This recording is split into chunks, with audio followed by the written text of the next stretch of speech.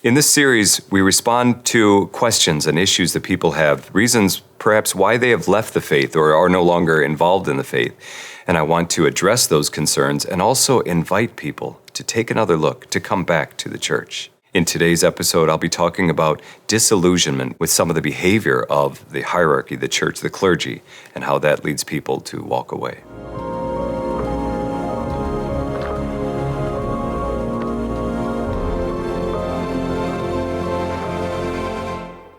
Many people have left the Catholic Church due to the ongoing scandals related to clergy sexual abuse and other issues related to church leadership.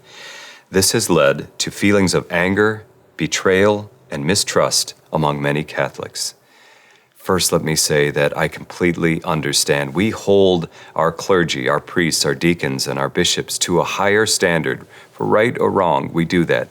And it is devastating and maddening and humiliating when one of us falls from grace. One of us sins publicly, especially in such a scandalous way as we saw and see in the clergy sex abuse scandal and the mishandling of some of those cases. And for some people, that's the final straw, and I understand.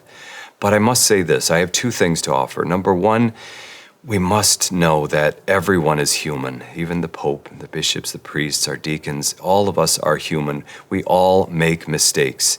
That's the reality of the situation. And again, it's sad, but it's true. And secondly, I think we have to remember the truth is the truth. It's not the truth just because somebody you trust has said it. And it fails to be the truth because that person is no longer trustworthy. No, the truth is objective. It is true. God created us in His image and likeness. He sent His Son to redeem us. He wants us to be with Him in heaven. He forgives us when we sin. These are truths that will always be true no matter who says them or what that person does in life. And so I think we have to grieve together. We have to resolve these problems and these issues. We have to hold people to a higher standard and bring about healing in our communities.